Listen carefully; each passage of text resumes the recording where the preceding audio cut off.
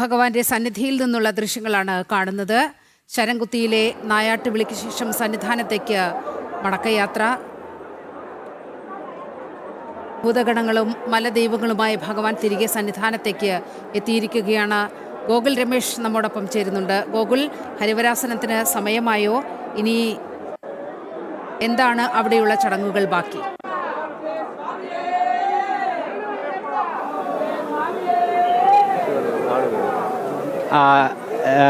നീലിമ, ഈ മണിമണ്ഡപം കേന്ദ്രീകരിച്ചുകൊണ്ടുള്ള ചടങ്ങുകളൊക്കെ അവസാനിച്ചിരിക്കുകയാണ്. അയ്യപ്പൻ്റെ ജീവിതം അവിടെ നിന്നും പൂജകൾ പൂർത്തിയാക്കി തിരികെ അവിടെ നിന്നും മടക്കി കൊണ്ടുപോവുകയും ചെയ്തിരിക്കുകയാണ്. എന്തായാലും അല്പസമയത്തിനകം തന്നെ എന്തായാലും സന്നിധാനം ഹരിവരാസനത്തിലേക്ക് കടക്കും. ഹരിവരാസനം പാടി ക്ഷേത്ര നട അടയ്ക്കുന്നതോടുകൂടി എല്ലാ ചടങ്ങുകൾക്കും കൂടി പരിസമാപ്തിയാവുകയാണ്. എന്തായാലും മണിമണ്ഡപത്തിൽ ഇപ്പോൾ വലിയ ഭക്തജനത്തിരക്ക് നമുക്ക് കാണുവാനായിട്ട് സാധിക്കും. മണിമണ്ഡപത്തിനുള്ളിൽ അയ്യപ്പൻ്റെ കളമെഴുതി വെച്ചിട്ടുണ്ട്. ആ കളം കണ്ട് പ്രാർത്ഥിക്കുവാനുള്ള ഭക്തജനത്തിരക്കാണ് ഇപ്പോൾ അനുഭവപ്പെട്ടുകൊണ്ടിരിക്കുന്നത്. ഓരോ ദിവസവും കഴിഞ്ഞ 5 ദിവസങ്ങളായിട്ട് 5 ഭാവങ്ങളിലുള്ള അയ്യപ്പൻ്റെ വർണ്ണങ്ങളാണ് അല്ലെങ്കിൽ ഈ കളമെഴുത്തിലൂടെ ഉണ്ടായിരുന്നത്. കളമെഴുത്തിനും ഒപ്പം പാട്ടും ഒരു പ്രത്യേക ചടങ്ങാണ്. ഈ എഴുന്നള്ളിപ്പിന് മുന്നേ നടക്കുന്ന ഒരു പ്രധാനപ്പെട്ട ചടങ്ങാണ്. എന്തായാലും ആ കളം കണ്ടു തൊഴുന്നതിന് വേണ്ടിയിട്ടുള്ള പ്രാർത്ഥനയാണ് ഇപ്പോൾ, അല്ലെങ്കിൽ തീർത്ഥാടകരുടെ തിരക്കാണ് നമുക്കിപ്പോൾ കാണുവാനായിട്ട് സാധിക്കുന്നത്. എന്തായാലും മണിമണ്ഡപവും ഇപ്പോൾ അടച്ചിരിക്കുകയാണ്. മണിമണ്ഡപത്തിൻ്റെ നടയും അടച്ചിരിക്കുകയാണ്. എല്ലാ ചടങ്ങുകളും പൂർത്തീകരിച്ചുകൊണ്ട് ചടങ്ങുകളെല്ലാം അവസാനിച്ചു കഴിഞ്ഞിരിക്കുന്നു എന്നുള്ളതാണ് നമുക്ക് മനസ്സിലാക്കുവാനായിട്ട് സാധിക്കുന്നത്. എന്തായാലും ദിവസങ്ങൾ നീണ്ടുനിന്ന ആ ഒരു ചടങ്ങിന് ഇപ്പോൾ പര്യവസാനമായിരിക്കുകയാണ്. നമ്മളോടൊപ്പം ഇപ്പോൾ നായാട്ട് വിളി സംഘത്തിൻ്റെ ആളുകൾ ഉണ്ട്. പള്ളിക്കുറുപ്പന്മാരായിട്ടുള്ള ആളുകൾ കൂടി ചേരുകയാണ്. ചേട്ടാ നമസ്കാരം. ഇപ്പോൾ ചടങ്ങുകളൊക്കെ അവസാനിച്ചു എന്നാണ് മനസ്സിലാക്കുന്നത്. നായാട്ട് വിളി ഈ ചടങ്ങിൽ മകരവിളക്ക് ഉത്സവത്തിന് ഭാഗമായുള്ള എല്ലാ ചടങ്ങും ഇന്നുകൊണ്ട് അവസാനിച്ചു. പിന്നെ ശരംകുത്തി പോയി നായാട്ട് വിളിക്ക് ശേഷം അവിടുന്ന് നിശബ്ദമായിട്ട് ഇവിടെ എത്തി. ഇവിടുത്തെ പൂജകൾക്ക് ശേഷം ഇപ്പോൾ സന്നിധാനത്ത് ഹരിവരാസനം പാടി നടയടയ്ക്കും. ഇതോടുകൂടി ഈ വർഷത്തെ മകരവിളക്ക് ഉത്സവം സമാപിക്കുകയാണ്. ഈ നായാട്ടുവിളിക്ക് പിന്നിലുള്ള ഒരു ഐതിഹ്യം, ഒരു ചരിത്രമൊക്കെ എങ്ങനെയാണെന്ന് ചുരുക്കി പറയാം. നായാട്ടുവിളി എന്ന് പറയുമ്പം ദുഷ്ടശക്തിയെ ആട്ടിപ്പായ്ക്കുന്നതിനാണ് ഈ വനാന്തര ഭാഗത്തുള്ള ശാസ്താക്ഷേത്രങ്ങളെല്ലാം നായാട്ടുവിളി നടത്തുന്നത്. അയ്യപ്പൻ്റെ വന്ദനം പോലുള്ള പ്രതിഷ്ഠ വരെയുള്ള എല്ലാ കാര്യങ്ങളും ഈ നായാട്ടുവിളി പ്രതിപാദിക്കുന്നുണ്ട്. നായാട്ടുവിളി മകരമാസം 1 തൊട്ട് 5 നാളാണ്. അതായത് പിന്നെ മകരവിളക്ക് ദിവസം മുതൽ 5 ദിവസമാണ് നായാട്ടുവിളി. 4 ദിവസം 18-ാം പടിയുടെ മുന്നിൽ നിലപാട് തറയും അവസാന ദിവസം ശരംകുത്തിയിലുമാണ്. ഏനാട് പുന്നമൂട്ടിൽ കുടുംബക്കാരായിട്ട് നിങ്ങൾക്കാണ് അതിൻ്റെ പരമ്പരാഗതമായിട്ടുള്ള അവകാശം ലഭിച്ചതല്ലേ? അതുമായി ബന്ധപ്പെട്ട ഒരു ചരിത്ര പശ്ചാത്തലമൊക്കെ എങ്ങനെയാണ്? ശബരിമല ക്ഷേത്ര നിർമ്മാണ കാലത്ത് പന്തളം രാജാവ് പാണ്ടിനാട്ടിൽ നിന്ന് കൊണ്ടുവന്ന കണക്കപ്പിള്ളമാരുടെ ഇളം തലമുറയാണ് ഇന്ന് പെരുന്നാട് പുന്നമൂട്ടി കുടുംബം. ഈ ശബരിമല ക്ഷേത്രം ഇവിടെ നിർമ്മിച്ചപ്പോൾ പന്തളം രാജാവ് ഈ ക്ഷേത്രത്തിൻ്റെ കണക്കുകൾ നോക്കണം. ആ കണക്കുകൾ നോക്കുവാനും അതുപോലെ കരം പിരിക്കാനുള്ള അവകാശം അന്ന് ഞങ്ങൾക്ക് തീരെഴുത്തരികയായിരുന്നു. ഈ ക്ഷേത്രം പണിഞ്ഞതിന് ശേഷം രാജാവ് തിരിച്ച് പന്തളത്തേക്ക് മടങ്ങിയപ്പോൾ ഈ ക്ഷേത്രത്തിലെ ഈ ശബരിമല ക്ഷേത്രം നായാട്ട് വിളിക്കുവാനും അതുപോലെ കരം പിരിക്കുവാനുള്ള അവകാശം നിന്നുകൊണ്ട് തിരിച്ച് മടങ്ങിയത്. അത് തുടർന്ന് തലമുറകളായിട്ട് അത് ഇങ്ങനെ മുറതെറ്റാതെ ഞങ്ങളുടെ ശബരിമല ക്ഷേത്രത്തോളം നായാട്ട് വിളിക്ക് പഴക്കമുണ്ട്. ഈ ആചാരങ്ങൾക്കെല്ലാം പഴക്കമുണ്ട്. ഇത് ഓരോ ഞങ്ങളുടെ കുടുംബങ്ങൾ ഇതെല്ലാം മുന്നോട്ട് കുടുംബത്തെ ഇളം തലമുറക്കാരാണ്. ഞങ്ങൾ നിധി പോലെ കാത്തു സൂക്ഷിച്ച് എല്ലാ ഭക്തന്മാരുടെയും അയ്യപ്പന്മാരുടെയും എല്ലാവരുടെയും എല്ലാ മാധ്യമ സുഹൃത്തുക്കളുടെ എല്ലാവരുടെയും അനുഗ്രഹത്താൽ ഞങ്ങളുടെ ഈ വർഷത്തെയും ഈ പ്രധാനപ്പെട്ട ആചാരം ഭംഗിയായി ഭഗവാന്റെ കൃപയിൽ നടന്നു. നായാട്ടുവിളിയുടെ ഗദ്യരൂപങ്ങൾ അത് ഗദ്യശീലുകളായിട്ടാണ് ചൊല്ലുന്നത്. 576ഓളം ഗദ്യശീലുകളായിട്ട് 570 ശീലുകളായിട്ട്. അത് അഴകിനൊരു ഗണപതിയും വാണിമാരും തുണച്ചെനിക്ക് പരിചോടുന്നില വയ്യൻ്റെ കഥകളിൽ കുറെ ചൊൽവാൻ നമ്മളോട് മുനിമാർ മറ്റും മറുമുഖ പെരുമാൾ താനും അരവണ ശേനനാഥൻ അരിവേർമണിയാൾ താനും എന്ന് തുടങ്ങുന്ന അയ്യപ്പൻ്റെ എല്ലാ കാര്യങ്ങളും, പുലിപ്പുറത്ത് പോയതും യോഗനിദ്രയും പുലിപ്പുറത്ത് പോയതും എല്ലാ കാര്യങ്ങളും എല്ലാം ഈ നായാട്ടുവിളിയിൽ പ്രതിപാദിക്കുന്നുണ്ട്. യഥാർത്ഥ ഐതിഹ്യമാണ് അയ്യപ്പസ്വാമിയുടെ യഥാർത്ഥ ഐതിഹ്യമാണ് ഈ നായാട്ടുവിളിയിൽ നിന്നുള്ളത്. ഇത് നിലപാട് തറയിലാണ് നിൽക്കുക. അത് നിൽപ്പിന് തന്നെ ഒരു പ്രത്യേകതയൊക്കെ ഉണ്ടല്ലേ? 18-ാം പടിക്ക് ചോദിക്കുന്നത് അതെങ്ങനെയാണ്? ഈ നിലപാട് തറ എന്ന് പറഞ്ഞു കഴിഞ്ഞാൽ ശബരിമല അയ്യപ്പൻ്റെ കാലഘട്ടത്തിൽ, അതായത് 12-ാം നൂറ്റാണ്ടിൽ അന്ന് ഈ ഉദയൻ എന്ന് പറഞ്ഞ കാട്ടുകളെ തുരത്താനായിട്ട് അയ്യപ്പസ്വാമി ഇവിടെയുള്ള വനവാസികളായിട്ടുള്ള ആളുകളെ കൂട്ടുകയും ഈ നിലപാട് തറയിൽ അന്ന് കളരിത്തറയായിരുന്നു. അപ്പോൾ കളരി അഭ്യസിപ്പിക്കുകയും ചെയ്തിരുന്നതാണ് വിശ്വസിക്കപ്പെടുന്നത്. ആ നിലപാട് തറയിൽ കളരി ദൈവങ്ങൾ കുടിയിരിക്കുന്നുണ്ടെന്നാണ് ഞങ്ങളുടെ വിശ്വാസം. അപ്പോൾ അതുകൊണ്ട് ആ നിലപാട് തറയ്ക്ക് അത്രത്തോളം പ്രാധാന്യമുണ്ട്. ആ നിലപാട് തറയിൽ നിന്ന് നായാട്ട് വിളിക്കുന്ന ആളുകൾ മാത്രമേ വലത് ഭാഗത്ത് നിൽക്കാൻ പാടുള്ളൂ. അതായത് നായാട്ട് വിളിക്കുന്നത് തെക്കോട്ട് നോക്കിയെന്നാണ് നായാട്ട് വിളിക്കുന്നത്. ബാക്കിയുള്ള ദേവസ്വം ബോർഡ് ഉദ്യോഗസ്ഥരും അതുപോലെ ഭക്തരും എല്ലാവരും എതിർ ദിശയിൽ നിന്ന് അത് ശ്രവിക്കുകയാണ് വേണ്ടത്, കേൾക്കുകയാണ് വേണ്ടത്. ഇതാണ് ശരിക്കും പറയാം യഥാർത്ഥത്തിലുള്ള ആചാരം. അതുപോലെ തന്നെ ഞങ്ങൾ മാക്സിമം ഞങ്ങളത് അങ്ങനെ തന്നെ ചെയ്തു പോകാനും നിർത്തിക്കാനും എല്ലാം ഞങ്ങൾ മാക്സിമം പരിശ്രമിക്കുന്നുണ്ട്. ശബരിമലയ്ക്ക് പുറമേ ഉള്ള ഏതൊക്കെ ക്ഷേത്രങ്ങളിൽ നായാട്ടുകളി നടത്താറുണ്ട് നിങ്ങൾ?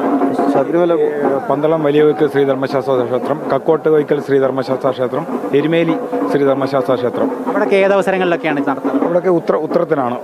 ഇവിടെയാണെങ്കിൽ കൊടിയേറ്റ് ഉത്സവത്തിന് 10 ദിവസത്തെ കൊടിയേറ്റ് ഉത്സവത്തിന് ഇവിടെ പള്ളിവേട്ടയും തൊട്ടടുത്ത ദിവസം ആറാട്ടുമാണ്. ഇന്നാണെങ്കിൽ ഈ ഉത്സവം കഴിഞ്ഞ് നെയ്യാട്ടുവിളിക്ക് ശേഷം നിശബ്ദമായിട്ടാണ് വന്നത്. അന്ന് പള്ളിവേട്ടയ്ക്ക് നമ്മൾ പോകുന്നത് അമ്പുബില്ലുമായി അങ്ങോട്ട് തപ്പിത്തടഞ്ഞാണ്, തീവട്ടിയൊന്നുമില്ല, തപ്പിത്തടഞ്ഞ് കൂരിട്ടി വേട്ടയ്ക്ക് പോവുകയാണ്.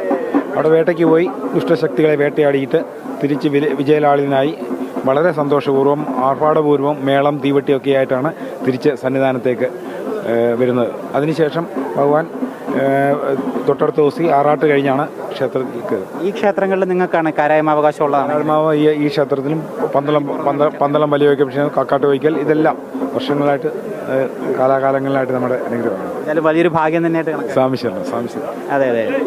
എന്തായാലും അവർ അതിൻ്റെ ഒരു ചരിത്ര പശ്ചാത്തലവും ഐതിഹ്യവും ഒക്കെ തന്നെ പറഞ്ഞു തന്നിട്ടുണ്ട്. അത്രത്തോളം ഐതിഹ്യവും വിശ്വാസവും ഒക്കെ നിബിഡമായിട്ടുള്ള ആചാരങ്ങളാണ് ഇതുമായി ബന്ധപ്പെട്ട് ഈ നായാട്ടുവിളിയും ഒപ്പം ഇതുമായി ബന്ധപ്പെട്ട എഴുന്നള്ളിപ്പുമായിട്ടൊക്കെ തന്നെ ബന്ധപ്പെട്ട് ശബരിമല കേന്ദ്രീകരിച്ചുകൊണ്ട് കടന്നിരിക്കുന്നത്. എന്തായാലും ശബരിമല അത്രത്തോളം ആചാര നിബിഡമായിട്ടുള്ള ദിനങ്ങളാണ് അതിൻ്റെ അവസാന ഘട്ടത്തിലേക്ക് ഇപ്പോൾ എത്തിച്ചേരുന്നത്. അല്പസമയത്തിനകം തന്നെ ഹരിവരാസനം പാടി ശബരിമല ക്ഷേത്ര നട അടയ്ക്കുന്നതോടുകൂടി ഇന്നത്തെ ചടങ്ങുകൾക്കൊക്കെ തന്നെ പരിസമാപ്തിയാകും. ഗോകുൽ, വലിയ തിരക്ക് അവിടെ അനുഭവപ്പെടുന്നുണ്ട്. ആ ഗോകുലിന് ചുറ്റും ഒട്ടേറെ ഭക്തർ നിൽപ്പുണ്ട്. ഇനിയും ഒരുപാട് ഭക്തർ അവിടെ അയ്യപ്പനെ ഒരു നോക്ക് കാണാൻ വേണ്ടി കാത്തു നിൽക്കുന്നുണ്ടോ?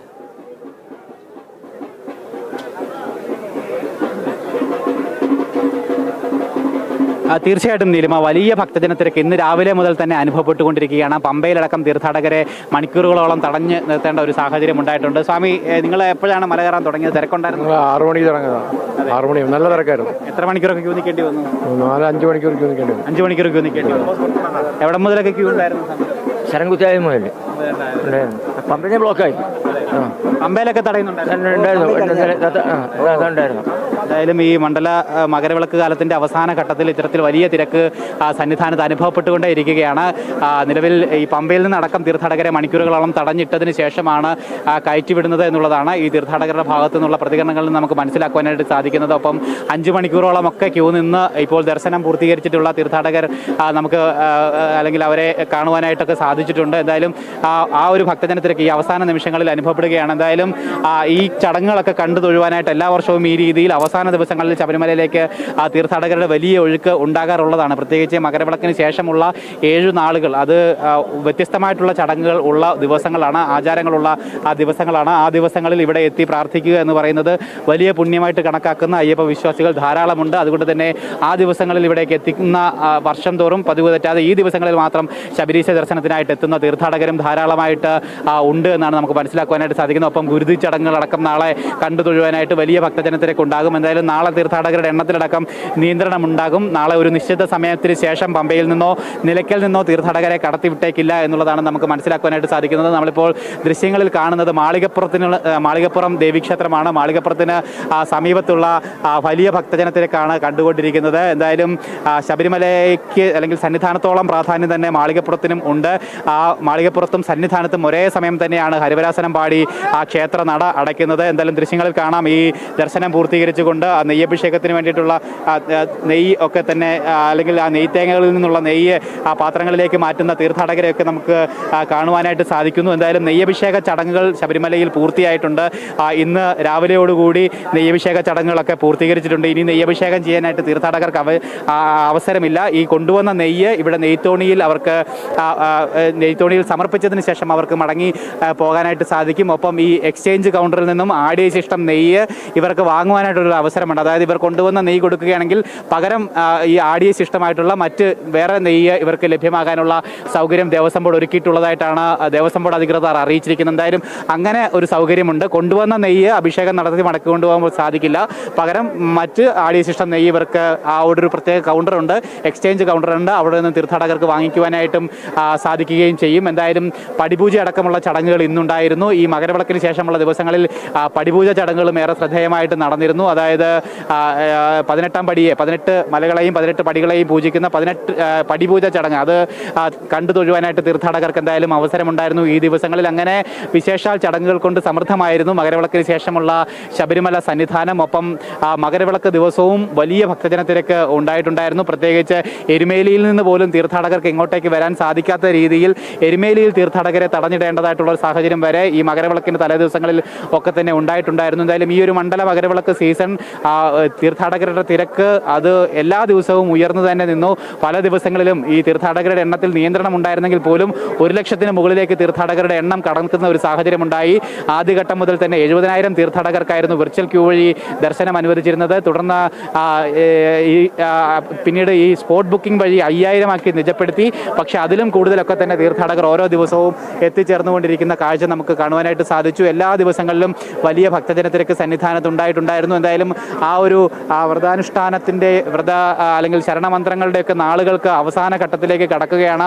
ശബരിമല അയ്യപ്പൻ യോഗനിദ്രയിലേക്ക് പോകാൻ ഇനി മണിക്കൂറുകൾ മാത്രമാണ് അവശേഷിക്കുന്നത്. നാളെ ഒരു ദിവസം കൂടി മാത്രമേ ശബരീശനെ കാനനവാസനെ കണ്ടു തൊഴുവാനായിട്ട് അയ്യപ്പൻ്റെ പ്രിയപ്പെട്ട ഭക്തർക്ക് അവസരമുള്ളൂ. നാളെ വൈകുന്നേരം ഹരിവരാസനം പാടി നടയടയ്ക്കുന്നതോടുകൂടി തീർത്ഥാടകർക്ക് പിന്നീട് പ്രവേശനമില്ല. പിന്നീട് അടുത്ത മലയാള മാസം കുംഭമാസത്തിൽ മാത്രമാണ് തീർത്ഥാടകർക്ക് പ്രവേശനം ഉണ്ടാവുക. നാളെ ഹരിവരാസനം പാടി നടയടയ്ക്കും. മറ്റന്നാൾ രാവിലെ പുലർച്ചെ അയ്യപ്പൻ്റെ പിതൃസ്ഥാനീയനായിട്ടുള്ള പന്തളം രാജാവിന് മാത്രമാണ് അദ്ദേഹത്തെ കാണാനും തൊഴാനുമുള്ള അവസരം ഉണ്ടാവുക. അതിനുശേഷം ഏറെ വൈകാരികമായിട്ടുള്ള ചടങ്ങുകളും നിമിഷങ്ങളുമായിരിക്കും ശബരിമലയിൽ ഉണ്ടാകാനായിട്ട് പോകുന്നത്. അച്ഛനും മകനും മാത്രം കണ്ട് സംസാരിക്കുന്ന അല്ലെങ്കിൽ തൊഴുത് മടങ്ങുന്ന ഒരു ദൃശ്യമായിരിക്കും ഉണ്ടാവുക. അതിനുശേഷം അദ്ദേഹം മലയിറങ്ങുന്നതോടുകൂടി എല്ലാ ചടങ്ങുകൾക്കും പരിസമാപ്തിയാവും. ശബരിമല ക്ഷേത്രനട അടയ്ക്കും. ഒപ്പം 12-ാം തീയതി പന്തളം വലിയ കോയിക്കൽ കൊട്ടാരത്തിൽ നിന്ന് ആരംഭിച്ച ആ തിരുവാഭരണ ഘോഷയാത്രയുടെ മടക്കയാത്ര ആരംഭിക്കുന്നതും ഈ 20-ാം തീയതിയാണ്. അതായത് രാജപ്രതിനിധി തൊഴുതിറങ്ങുന്നതോടൊപ്പം അദ്ദേഹം കൊണ്ടുവന്നിട്ടുള്ള തിരുവാഭരണങ്ങൾ അതേ പേടകങ്ങളിലാക്കി തിരികെയുള്ള യാത്രയും ആരംഭിക്കും. ഇങ്ങോട്ട് എങ്ങനെയാണോ വന്നത് അതേ മാർഗത്തിലൂടെ അതേപോലെ തന്നെയാണ് തിരുവാഭരണ ഘോഷയാത്ര തിരികെ പന്തളം ലക്ഷ്യമാക്കി പോകുന്നത്. ആ കാനനപാതകൾ താണ്ടി തിരികെ പോകും. ഒപ്പം തിരികെ പോകുന്ന വഴി പന്തളം കക്കാട് ശ്രീധർമ്മശാസ്ത്ര ക്ഷേത്രത്തിൽ അയ്യപ്പൻ്റെ തിരുവാഭരണങ്ങൾ അവിടുത്തെ അയ്യപ്പ വിഗ്രഹത്തിൽ ചാർത്തി ഒരു ദിവസം വയ്ക്കും. രാവിലെ 12:30 മണി മുതൽ രാത്രി 2 മണി വരെയുള്ള സമയം. അത് 21-ാം തീയതി